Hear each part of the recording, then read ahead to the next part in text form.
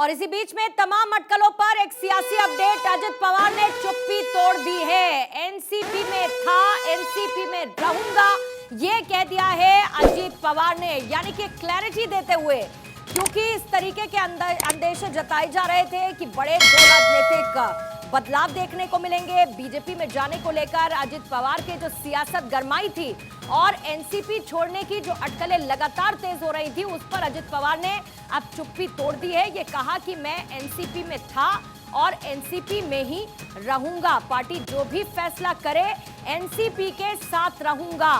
तो अजित पवार ने अपना stand clear कर दिया है और बीजेपी में उनके जाने की जो खबरें लगातार आ रही थी उसका खंडन कर चुके हैं अजित पवार, ये कहते हुए कि मैं एनसीपी के साथ रहूंगा, मैं उसी में था और पार्टी जो भी फैसला करे लेकिन मैं साथ एनसीपी के ही हूं।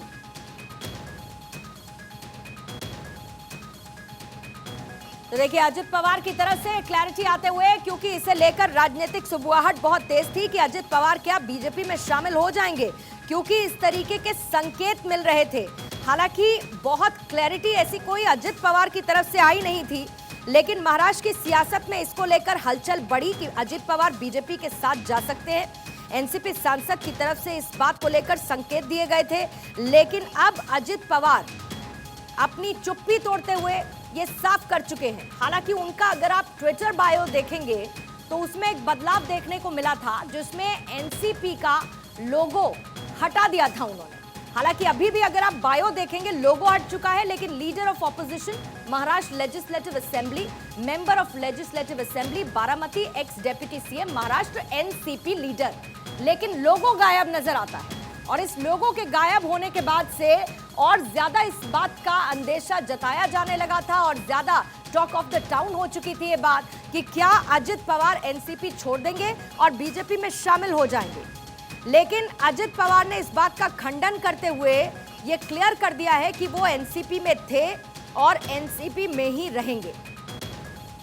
इसी बीच में शरद पवार का भी बयान आया था, वो उन्होंने कहा कि चर्चा सिर्फ मीडिया के मन में है और हमारे मन में नहीं। एनसीपी के सभी विधायक पार्टी को मजबूत कैसे करें इसका विचार कर रहे हैं और कोई बैठक भी अजित पवार ने नहीं बुलाई है। यह भी क्लैरिफिकेशन शरद पवार की तरफ से दे दिया गया था। हालांकि सुप्रिया सुले ने जो दावा किया उसके बाद जाहिर बात है कि एक सियासी भूचाल होता हुआ नजर आया और सियासी भूचाल के बीच राजनीतिक बदलाव होते हुए मिलेंगे देखने को, यह भी सुप्रिया सुले ने कहा था। लेकिन अब अजित पवार की तरफ से साफ करते हुए कि वो एनसीपी में ही रहेंगे, पार्टी जो भी फैसला ले वो एनसीपी के साथ हैं, क्योंकि एनसीपी छोड़ने की अटकलें तमाम अजित पवार के सामने आने लगी थी। सुबुआहट थी कि वो बीजेपी के साथ जा सकते हैं, यहां तक कि उनके कार्यक्रमों में बदलाव की भी खबरें आई थी। आशीष तिवारी हमारे संवाददाता इस पर और ज्यादा जानकारी के साथ जुड़ चुके हैं। आशीष, अभी स्टेटस क्या समझा जाए अजित पवार का? बीजेपी में जाने की संभावनाएं कुछ बची हैं या क्लियर है कि वो एनसीपी में थे, एनसीपी में रहेंगे? आशीष, देखिए इन दिनों एक चीज बड़ी क्लियर है। एक होता है क्रिकेट के बारे में ये कहा जाता है कि आखिरी गेंद तक पता नहीं चलता कि किस पाले में ये मैच जाएगा। सेम इसी तरीके से महाराष्ट्र की राजनीति में भी यही कुछ हो रहा है। सरगर्मियां ऊपर नीचे होती हैं और मुख्य केंद्र बिंदु में जो हैं वो है नेता प्रतिपक्ष और एनसीपी के लीडर अजित पवार। लेकिन जो लगातार खबरें आ रही हैं, हर मिनट में उनसे रिलेटेड जो खबरें हैं वो ऊपर नीचे होती हैं और शरद पवार से लेकर सुप्रिया सुले हों या खुद अब अजित पवार, हर कोई कहीं ना कहीं संशय बनाने की कोशिश कर रहा है। और ये जो गेम है इसके लिए मास्टरमाइंड माने जाते हैं शरद पवार। शरद पवार संशय में रखकर कैसे सौदेबाजी करते हैं या कैसे वो चाणक्यगिरी करते हैं, इसके बारे में हर कोई जानता है। कहीं ना कहीं उनके भतीजे भी उसी लाइन पर चल रहे हैं और हो सकता है कि आने वाले चुनाव में भी ये चीज दिखाई दे। अगर वो महाविकास अघाड़ी में रहते हैं तो सौदेबाजी होगी, दबदबा एनसीपी का होगा। बीजेपी, आपको पहले बता दूं कि कहीं से भी, क्योंकि उसकी किरकिरी हो चुकी है, 80 घंटे की जो सरकार थी वो गिरी थी और उसके बाद पूरे राज्य और देश में किस तरीके से किरकिरी हुई थी ये सभी को पता है। अब वो जो दूध का जला है वो छाछ भी फूक फूक कर पीना चाहेगा।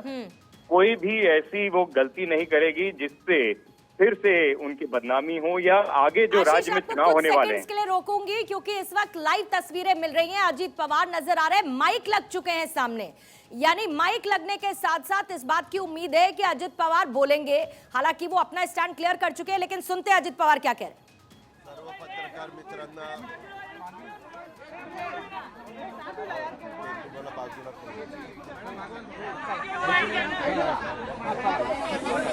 सर्व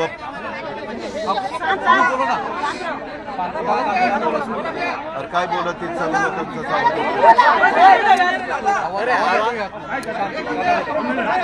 सर्व पत्रकार मित्रांना नमस्कार। आज रोजी आपल्याशी बोलण्याचं कारण म्हणजे कारण नसताना माझ्याबद्दल किंवा माझ्या सहकाऱ्यांच्या बद्दल गैरसमज निर्माण करण्याचा काम जाणीवपूर्वक वेगवेगळ्या ठिकाणी होताना मी स्वतः बघतोय। वास्तविक ह्या ज्या काही बातम्या चाललेल्या आहेत किंवा बातम्या दाखवण्यात येत आहेत त्या बातम्यांमध्ये काही तथ्य नाही। आपल्याला सगळ्यांना माहिती आहे, मध्ये महाविकास आघाडीची सभा असताना आम्ही सगळेजण नागपूरला गेलेलो होतो। नागपूरवरून परत येताना उद्धव ठाकरे साहेबांना मी विनंती केली की तुम्ही विमान घेऊन आलेला आहात तर त्याच्यामध्ये जागा आहे का? ते म्हणले चला बरोबर। आम्ही त्यांच्याबरोबर आलो मी, आणि आल्यानंतर महाराष्ट्र भूषण पुरस्कार अप्पासाहेब धर्माधिकारी साहेबांना द्यायचा निर्णय झालेला होता, आणि तो कार्यक्रम होत असताना मोठ्या प्रमाणावर स्त्री सदस्य हे त्याच्यामध्ये जखमी झाले म्हणजे त्यांना त्रास झाला उष्माघाताचा, आणि त्याच्यामध्ये काही जण बेशुद्ध झाले, काही जणांना स्वतःचे प्राण गमवावे लागले। अशा प्रकारच्या हे सगळ्या गोष्टी घडल्या, म्हणून आम्ही तिथूनच डायरेक्ट पनवेलच्या MGM हॉस्पिटलमध्ये गेलो। त्याच्यानंतर मग उद्धव ठाकरे साहेब म्हणले की मी आता इथनं निघतो। ते तिथून निघाले। मी बाकीच्याही वेगवेगळ्या ठिकाणी भेटी देत बसलो, कारण विरोधी पक्षनेता या नात्याने मी तिथं जाणं गरजेचं होतं। आणि एवढा मोठा संकट मोठ्या प्रमाणावर लोकांच्यावर ज्यावेळेस येतं त्यावेळेस त्यांना आधार देण्याची आपली संस्कृती, आपली परंपरा आहे। वास्तविक त्याच्यामध्ये जी काही संवेदनशीलता सरकारने दाखवायला पाहिजे होती तिथं सरकार कुठंतरी कमी पडलं, आणि त्याच्यामुळे निष्पाप लोकांचा बळी गेला। वास्तविक एवढ्या उन्हामध्ये कार्यक्रम घ्यायचं कारण नव्हतं। 4 वाजता देखील कार्यक्रम घेता आला असता, किंवा अप्पासाहेब धर्माधिकाऱ्यांचा कार्यक्रम कुठेही असला तरी जे काही श्रोते वर्ग येतो किंवा स्त्री सदस्य येतात ते मोठ्या संख्येने येतात। म्हणजे त्या कार्यक्रमाला तर आदल्या दिवशी देखील काही लोक आलेले आपल्या पाहण्यात आले असतील। त्याच्यावर 9 वाजता कार्यक्रम घेतला असता तरी 9 ते 11 कार्यक्रम झाला असता। 11 वाजता एवढे काही उन्हाची तीव्रता राहत नाही, जी नंतरच्या काळामध्ये 37, 38, 39, 40 पर्यंत टेम्परेचर वाढतं। आणि मग आम्ही त्या सगळ्यांना भेटलो। त्याच्या संदर्भामध्ये आम्हाला कुठल्याही प्रकारचं राजकारण करायचं नाही, परंतु महाराष्ट्र भूषण पुरस्काराच्या करता 13-13, 14-14, 15-15 कोटी रुपये खर्च केला जातो। मग एवढा पैसा खर्च केलेला होता तर मग मंडप घालायला कोणी त्यांना थांबवलेलं होतं? चांगल्या पद्धतीनं भव्य दिव्य अशा प्रकारचा मंडप टाकायचा होता, काही बिघडलं नसतं। तुम्ही माणसांच्या जीवाशी का खेळता? आणि त्याच्यातून जर महाराष्ट्र पुरस्कार द्यायचा होता तर तो महाराष्ट्रातल्या 13.5 कोटी जनतेच्या वतीनं द्यायचा। उन्हाळा होता तर एक तर तुम्हाला करता आलं असतं की जरा पावसाळा सुरू होतो त्यावेळेस ढगाळ वातावरण असतं त्यावेळेस घ्यायचा, किंवा राजभवनला जो महत्त्वाचा हॉल आहे तिथं त्या हॉलमध्ये देखील घेतला असता तरी चालला असता, किंवा बंदिस्त हॉलमध्ये देखील। आपल्याकडे मोठ्या प्रमाणावर मला वाटतं जिओ वगैरेच्या ठिकाणी तर 10-10 हजार कितीतरी हजार लोक बसू शकतात असे हॉल अतिशय चांगल्या प्रकारचे केलेले आहेत।